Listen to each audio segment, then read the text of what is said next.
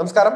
International space സ്റ്റേഷനിലെ 9 മാസത്തെ ദൗത്യം പൂർത്തിയാക്കി നാസയുടെ ബഹിരാകാശ യാത്രികരായ സുനിത വില്യംസും ബുച്ച് വിൽമോറും കഴിഞ്ഞ ദിവസമാണ് ഭൂമിയിലെത്തിയത്. ഇതുമായി ബന്ധപ്പെട്ട ചർച്ചകൾ ഇപ്പോൾ സജീവമാണ്. ഒരുപാട് സംശയങ്ങളായിരുന്നു പലർക്കും ഉണ്ടായിരുന്നത്. 2024 ജൂണിലാണ് ഇരുവരും ISS-ൽ എത്തിയത്. സാങ്കേതിക തകരാറുകൾ കാരണം സ്റ്റാർ ലൈനറിൽ മടങ്ങാൻ സാധിക്കാതെ വന്നതോടെയാണ് സ്പേസ് എക്സിന്റെ ഡ്രാഗൺ ക്യാപ്സ്യൂളിൽ ഇവരെ തിരികെ കൊണ്ടുവരാൻ നാസ തീരുമാനിച്ചത്.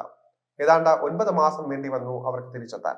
കുറഞ്ഞ ദിവസത്തെ പരീക്ഷണ ദൗത്യം മാസങ്ങൾ നീണ്ടുപോയതോടെ ശാസ്ത്രലോകം വലിയ ആശങ്കയിലായിരുന്നു.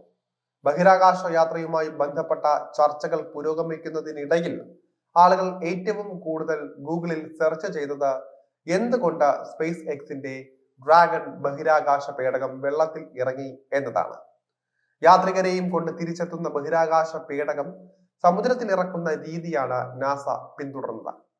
വെള്ളത്തിന്റെ കുറഞ്ഞ സാന്ദ്രതയും ഭാരമുള്ള വസ്തു പതിക്കുമ്പോൾ ഒഴുകിമാറുന്ന സ്വഭാവവും അപകടം കുറയ്ക്കാൻ സഹായിക്കും.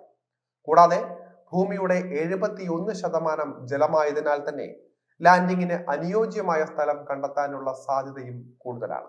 അതേസമയം വെള്ളത്തിൽ ഇറങ്ങാൻ ആവശ്യമായ സാങ്കേതിക സംവിധാനങ്ങൾ താരതമ്യേന ലളിതവും ചിലവ് കുറഞ്ഞതുമാണ്. കരയിൽ ഇറങ്ങുമ്പോൾ ഉണ്ടാകുന്ന കേടുപാടുകൾ അതുപോലെ തന്നെ അപകട സാധ്യതകളെല്ലാം തന്നെ ഒഴിവാക്കാൻ വെള്ളത്തിലെ ലാൻഡിംഗ് സഹായിക്കുകയും ചെയ്യുന്നു.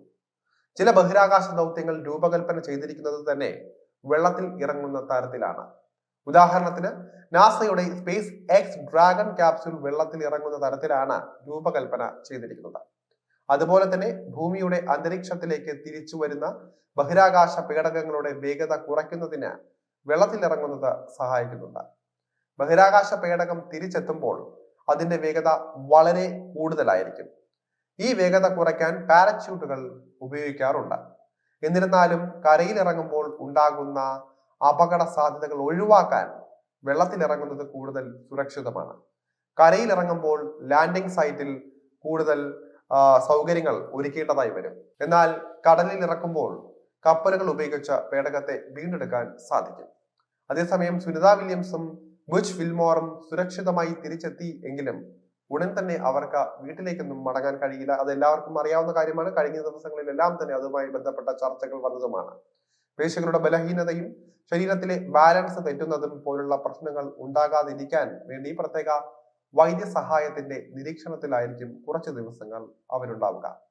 ആദ്യത്തെ വൈദ്യ പരിശോധനകൾക്ക് ശേഷം അവരെ ഹ്യൂസ്റ്റണിലെ നാസയുടെ ജോൺസൺ സ്പേസ് സെന്ററിലേക്ക് മാറ്റുന്നതായിരിക്കും.